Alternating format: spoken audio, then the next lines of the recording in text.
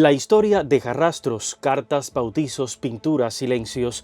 Venimos a buscar al Antonio Maceo real, al niño, al primogénito, al hermano, al joven que con paciencia se impuso a su tartamudez con autocontrol, a aquel que con méritos propios se sobrepone a cualquier estigma por color, origen o clase. Este no es solo un viaje al bronce, es un regreso a las raíces y como todo camino, tiene preguntas incómodas. Nuestro recorrido comienza aquí, en el Museo Emilio Bacardí, donde el héroe parece contarte su verdad a través de estatuas, retratos, objetos personales, documentos y lienzos. A Maceo lo representaron pintores a lo largo y ancho del país, pero fueron aquellos que pudieron orientar su arte desde La Habana los que lograron los mejores patrocinios y por supuesto la mejor recepción de sus obras. Entre estos pintores está Armando García Menocal, que representó a Maceo durante la Guerra del 95, está Adriano Magriñá, también se puede mencionar a Federico Martínez Matos, a Esteban Valderrama y a Juan Emilio Hernández Giro, pintor santiaguero que tuvo dentro de su proyección artística convertirse en el pintor de la historia de Cuba. El Museo Emilio Bacardí posee en su colección la mayor cantidad de obras dedicadas a Antonio Maceo y la mayor cantidad de obras de Juan Emilio Hernández Giro.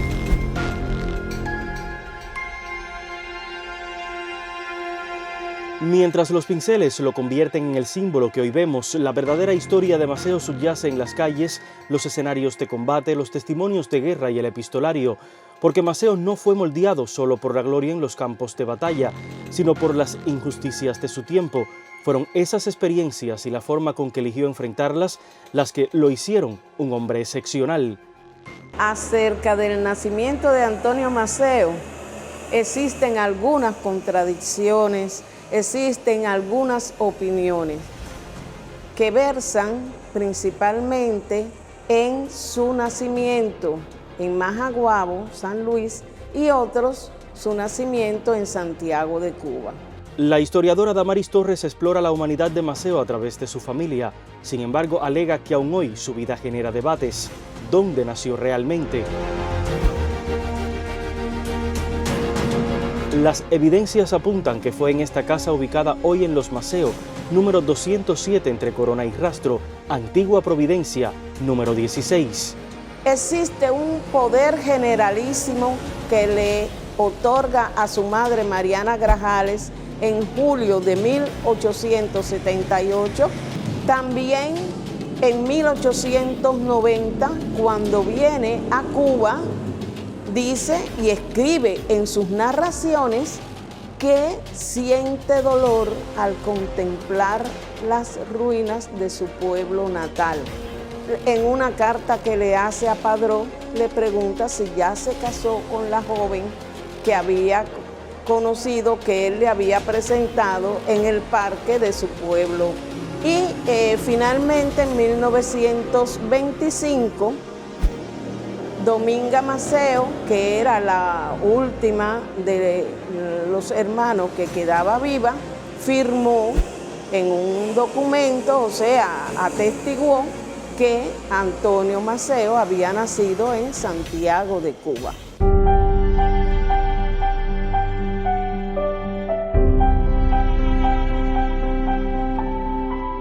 Durante décadas se repitió la duda de su lugar natal. Sin embargo, la prueba más irrefutable la encontramos muy cercana a la calle Providencia, en la barriada de Los Hoyos. Es la iglesia de Santo Tomás. Esta iglesia es la iglesia de Santo Tomás.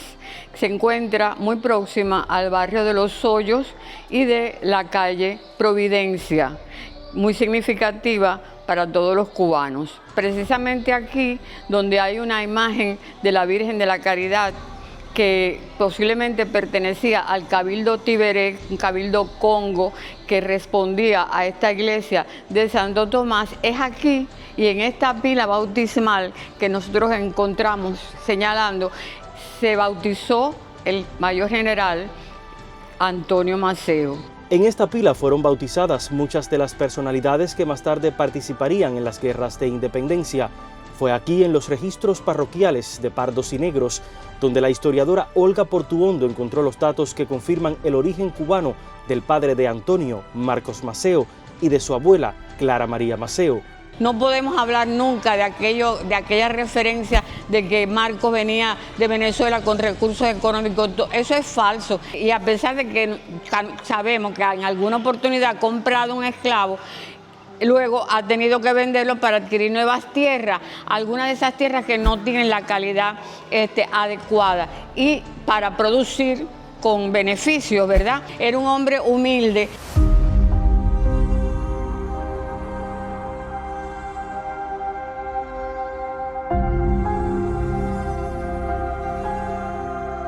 En esta zona, donde convivían cabildos de origen congo regulados y prácticas católicas populares, se veneraba a la Virgen Mambisa, se realizaban procesiones autorizadas y ferias de intercambio en un entorno poblado por libres de color. De aquellos años es este documento que el archivero de la Iglesia facilita a la Premio Nacional. Es el libro 18, partida número 804 del folio 238, donde está asentado el entable que varios años después da condición de hijo legítimo a Antonio de la Caridad Maceo y Grajales, ya que el momento de su bautizo en agosto de 1845, sus padres aún no estaban casados por la Iglesia. En la inscripción original está como Antonio Grajales, hijo natural, que no es nada raro en aquella época. Costaba dinero casarse por la iglesia, ¿no? Y había muchas personas, sobre todo de su condición social, que tenían hijos solteras. Marcos, de hecho, es hijo natural. Marcos no es Maceo. El apellido es de la madre de Clara María Maceo. En realidad, cuando nosotros buscamos, tuvimos la suerte de encontrar en el archivo de India un documento precioso para la historia de Cuba, que es el haber hallado el padre de Marcos Maceo, que era José Antonio Muchuli. Ese apellido, que todavía hay personas aquí en Cuba que lo llevan, es el abuelo de Antonio Maceo. Es decir, que Antonio Maceo originalmente tendría que llamarse, si hubiera sido reconocido como hijo legítimo, Antonio Muchuli. Santiago de Cuba fue cuna del primogénito. Sin embargo, parte de su formación está en la finca de Majaguabo, en San Luis. Entre la ciudad y el monte, Maceo adquirió las enseñanzas de un padre que había sido granadero en las milicias del ejército y una madre formada con una ética religiosa católica. Es allí donde aprende a usar el fusil, aprende a usar el machete, adquiere valores que le inculcan los padres. Marcos, a pesar de que no sabía ni leer ni escribir, escucha todo lo que estaba ocurriendo, es la referencia a la Constitución, por supuesto, de 1812, y eso, además de los conocimientos militares, los que va a heredar sus hijos y particularmente Antonio Maceo. Me parece que es singular lo que representa esta localidad, porque es aquí donde ellos van a formar la junta, es donde ellos se van a organizar para participar en la guerra de independencia. Ellos se sienten ya cubanos y con derechos a obtener esa independencia. Y eso es lo que está pensando el grupo de individuos que forman parte del territorio de la zona de Guanilicún de Llonar, en la cual, por supuesto, está Antonio Maceo.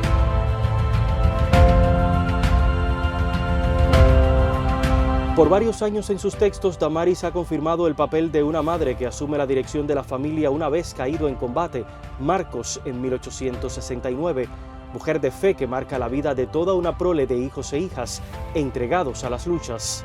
Ella comprende que es su deber y es por eso que se incorpora poco tiempo después de la incorporación de la familia a la guerra y allí desempeña un papel muy importante, un papel importante y necesario, que es el cuidado y la atención a los heridos. La seguridad y el compromiso del deber, que yo creo que está presente en la personalidad de Antonio Maceo y aún de José, a pesar de todo lo que se diga a veces de José, está presente, y del resto de sus hijos. Es decir, que yo creo que esa profundidad religiosa de Mariana que transmite a sus hijos ha valido para sentar una fórmula que entra también dentro de esos criterios de identidad nacional y de la seguridad, de la valía de su condición social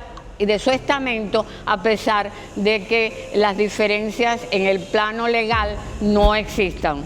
Maceo no heredó solo un machete, heredó principios, saberes y preguntas, y con ellas forjó un pensamiento radical, incómodo para su tiempo.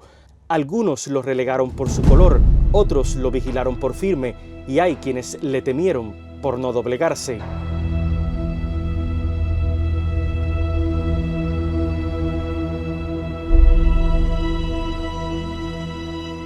¿Sabes tú que en la propia guerra de independencia hay la acusación de que puede provocarse una guerra de razas y de que Maceo o José pueden ser los líderes? Era algo que contenía, tanto en la guerra de los 10 años, pasó con la guerra de la llamada Guerra Chiquita, que fue acusada, incluso el propio Calixto García tuvo el temor de designar a Maceo para venir a combatir porque era negro.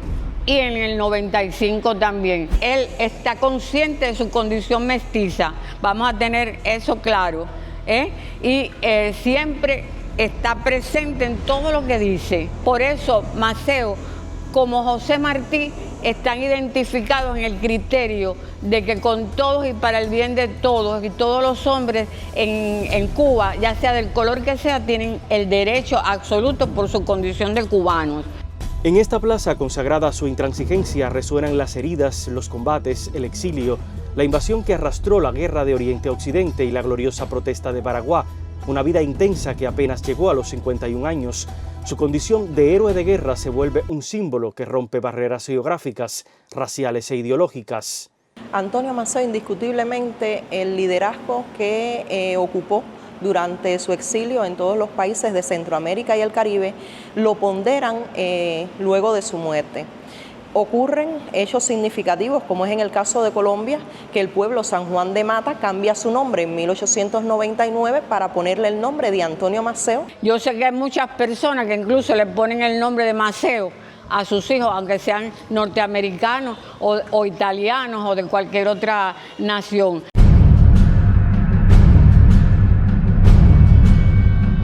Maceo escribe, hay cartas que son testamentos. La patria está por encima de cualquier otro afecto, de cualquier miseria humana y de alguna necesidad personal. Hay una carta que es dirigida a su esposa María Cabrales, que envía el 25 de marzo de 1895 desde Puerto Limón, lugar donde esperaba para partir la expedición en el vapor Adirondack para incorporarse a la gesta independentista. Y en esta carta, que es una carta de amor a su esposa, y así comienza: para mi querida y amantísima esposa, deja una expresión que para mí es muy significativa: la patria ante todo. Cada evidencia confirma que no se trata solo de un titán forjado en bronce. Se trata del niño que creció entre humildes, del hijo que respetó a la madre y al padre, del joven que soñó con superarse, cambiar su mundo, transgredir barreras, y del hombre que convirtió a Cuba en su causa y adoró la libertad.